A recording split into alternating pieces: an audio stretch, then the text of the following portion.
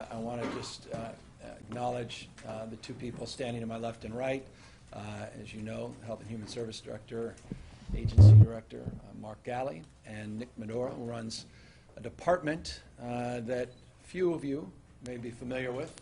Those in the tax and administration world are very familiar with his work as the Director of Tax Administration in the state of California. So I appreciate Dr. Galley and Nick both for being here. We are here to lend our voice to a chorus of voices across this country, both at the local level and now increasingly at the state level, concerned about e-cigarettes, concerned about vaping in this country. California is very prideful, coming from the Bay Area, in particular San Francisco. We are prideful about our leadership as it relates to smoking cessation, as it relates to addressing the issues and ills related to tobacco use, particularly for our children. And we have seen tremendous progress over the course of the last few decades, not only in this state, but in this nation.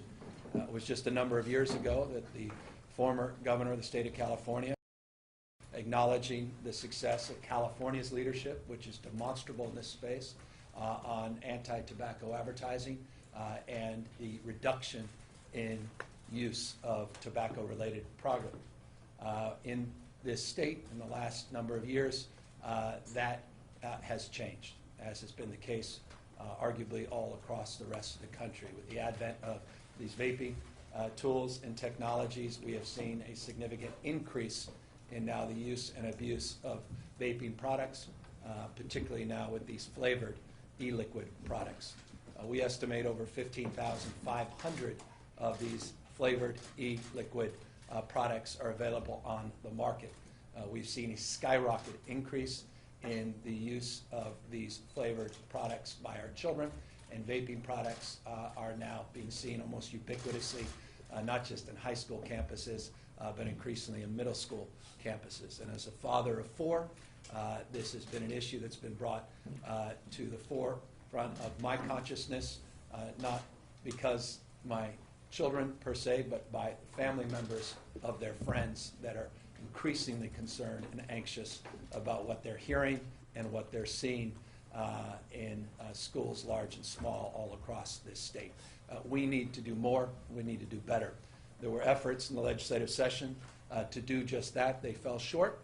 And in the absence of any bills, substantive bills to sign in this space, we believe it is appropriate for us to take executive action. As a consequence, we have advanced an executive order that does a number of specific things, and we can fill in the blanks with the two representatives up on stage in a moment, but here substantively are the key takeaways in terms of our efforts.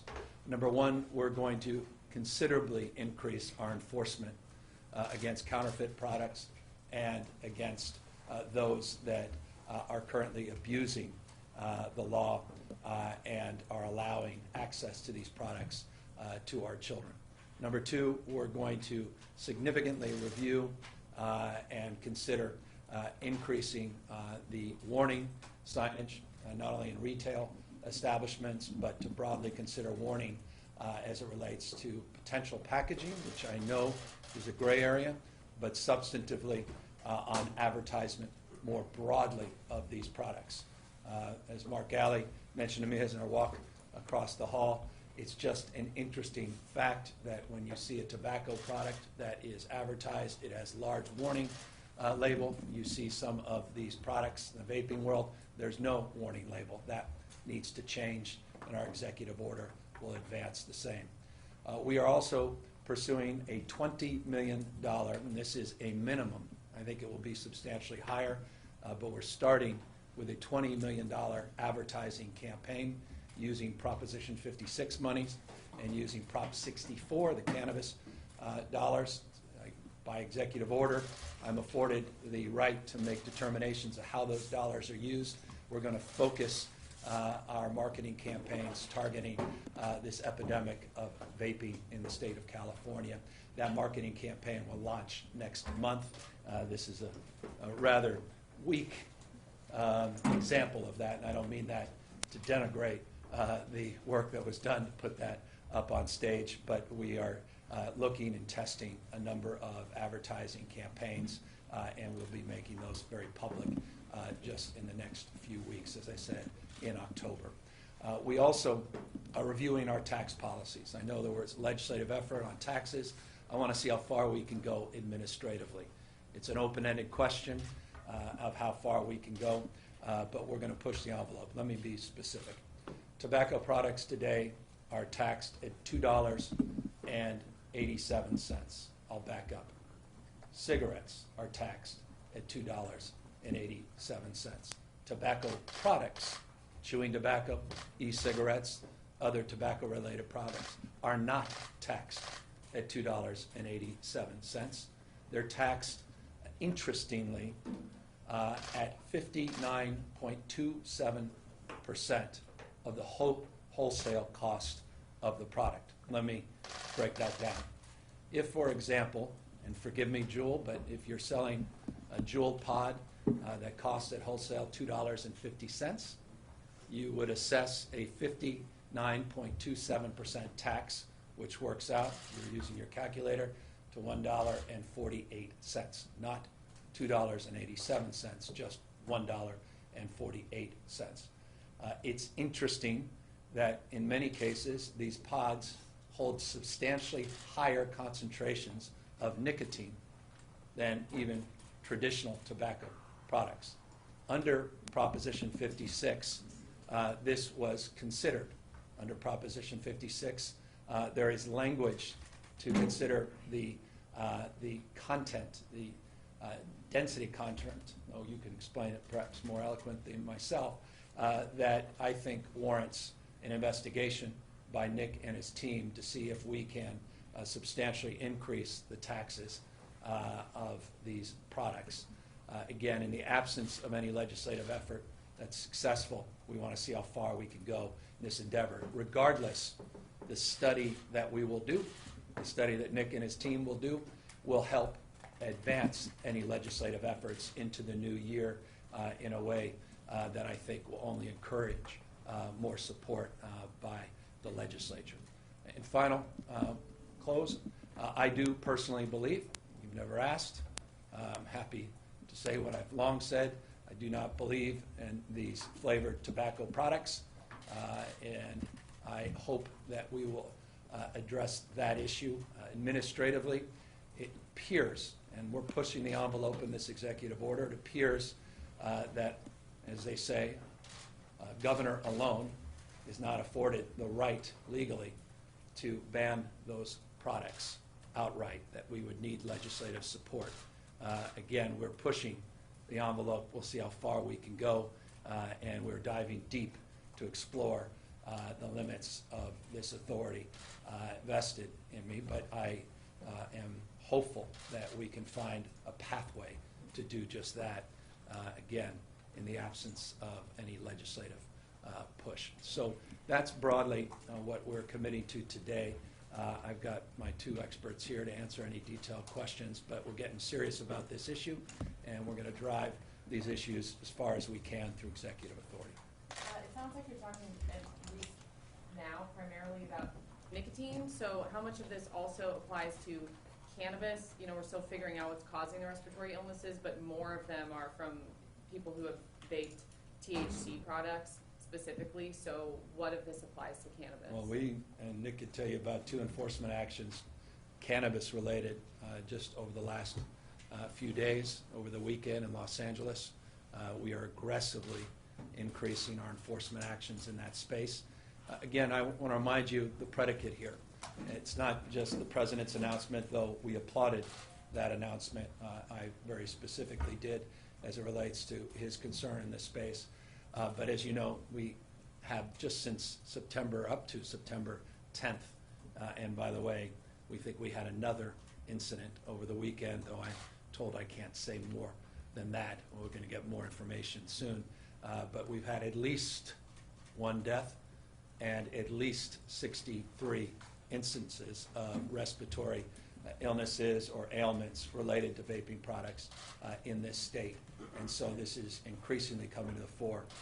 But as you suggest, a lot of it is in the cannabis space, not just in the tobacco space. And I see this agnostically, and I think the utilization of the Prop $64, focusing with Prop $56 in the issue of vaping as it's used for not only cannabis products but also tobacco products will ultimately advance the goal of addressing both at the same time. The warning, the potential warning labels and advertisements and in stores that sell these things, would that also apply to stores that sell cannabis vaping devices? All vaping products. Okay. Yeah. Governor, New York and Michigan have already announced bans or intended bans on flavored e-cigarette products. President Trump, as you mentioned, has already talked about having a ban on it. Is California behind on this issue? No, well, we are. The fact is, they should be banned. But as you know, in New York, they requested their agencies to move forward. I'm requesting my agencies to move forward. We're leading. We're one of now just a couple states that are having this conversation. This conversation was anticipated last week. It's been announced today. They've been working hard over the course of the last week to organize their efforts. But we'll seek whatever administrative remedies we can. But we believe that there are some issues related to California's rules and regulations that will require legislative support. And with the president coming to California tomorrow, what's the general message you want? I sent out a tweet complimenting his acknowledgement of the concern, and I hope he follows through on it. And I don't mean this in a derogatory way. I don't mean this to diminish what the president said, but often he says things but doesn't do things. So in the absence of him doing something, I want to compliment the governor of Michigan, the governor of New York, and other governors. I imagine many, many more governors will be coming out over the course of the next few weeks, days, weeks, and all those mayors. There are dozens of cities that have already moved aggressively in this space and are looking to ban these flavored e-liquid products, and that's long overdue. But do you have any comments related specifically to his fundraising efforts coming up tomorrow? That's a separate topic, and I'll get to those issues in a moment. And you'll have plenty of time at me on that. Governor, given concerns about vaping products in the cannabis space specifically, have you considered taking any action against Weed Maps, which is still currently advertising for literally thousands of illegal? You may be familiar with the answer because the answer is yes.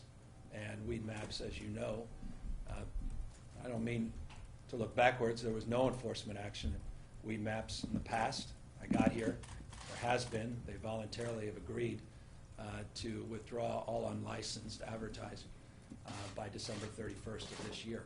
And that was encouraged, and that is a good thing. Just to be a little more, I guess, clear on the enforcement bit for illicit cannabis You guys can products. come up on What are we doing that's new in this executive order, if anything, to crack down on people that are illicitly manufacturing? Like we just saw that big raid in Wisconsin over the weekend. Who knows if that kind of thing is happening in California, but does this executive order do new enforcement on cannabis? Well, the answer is we've been stepping up our enforcement already. This is not just, again, about cannabis. This is about e-cigarettes. This is about these vaping products that are used both for cannabis and tobacco use. And we will continue to see that made public. This specific executive order allows for the California Department of Tax and Administration to access the information from distributors of where they're distributing their vaping products. That will allow us to have two sets of data, and we'll be able to reference the distribution of those products with the sales of those products at retail and be able to cross-reference those databases. That's specifically called out in this executive order, and that, I believe, will substantially help your efforts to target enforcement in a way we haven't been able to do in the past. Perhaps, Nick, you can amplify that or correct that. No, that's absolutely right. And to the cannabis point, as the governor mentioned earlier, just last week there were two major raids in Southern California based on counterfeit vaping products at illegal dispensaries that the Bureau of Cannabis Control, the Department of Consumer Affairs, as well as the California Department of Tax and Fee Administration participated in those raids, which confiscated upwards of $3 million in illegal product, including counterfeit vaping pods, which we suspect were contaminated and not suitable for human consumption. And Nick, just maybe explain as well in this executive order some more efforts that we're investigating on stamping. Sure. And how the stamping process might look if we are successful. Sure. So cigarettes currently have a stamping program where all of the distributed cigarettes contain a counterfeit-proof stamp. Each pack is stamped before it's distributed out to a retail site. We have inspectors who go every day all around the state to retail locations, making sure that all of the product sold is tax paid and not counterfeit. In the vaping space, there is currently no stamp. It becomes very difficult to see at retail what's a legitimate product for the consumer and for our own inspectors. The governor's asked us to look into whether we can create a stamping program similar to the one we have for cigarettes for e-cigarettes, which should substantially allow us to substantially increase our enforcement efforts and allow consumers to make sure that they're buying a non-counterfeit product. And Mark, just anything you want to amplify to fill in the blanks from a public health perspective? Yes, Governor. So immediately this executive order directs the Department of Public Health to put at least $20 million of funding in a public awareness campaign that targets youth and families. And really this is, as we said, this is one piece of that, but it is really going to build upon what is the Department of Public Health's nationally recognized tobacco control and awareness campaign infrastructure that we will build on. And in the next few weeks, the public should see a swell of ads and campaigns that really target schools and families, parents, and children directly about the risks of vaping, not just tobacco, but cannabis as well. And then the fact that we are learning, and this collection of at least 60 people who have a pretty dramatic lung disease as a result of their vaping activities, both tobacco and cannabis, that we are learning what the consequences are of vaping. And as the governor identified, in a decade where we saw a serious decrease in tobacco cigarette use, we are now seeing this incredible increase of vaping on campuses all throughout the state. And this is our accelerated effort to increase that public awareness campaign. Secondly, the executive order directs the Department of Public Health to spend the next 30 days looking at what other strategies around warning labels and other aspects of investigation, and frankly, what is our public health authority around what is an emerging public health crisis in our state, and what is it that we can deliver to the governor as tools that we might be able to use as we get in front of this issue, lead, as the governor said, among a handful of states that have come out today to really drive home the point that this has been sort of sneaking up on us for a number of years and months, and this collection of illnesses in our hospitals and in our RCUs and the deaths that are related are a serious warning sign that we have to be vigilant and on top of the industry that is targeting youth and families. Governor, a couple of the other parts of the EO are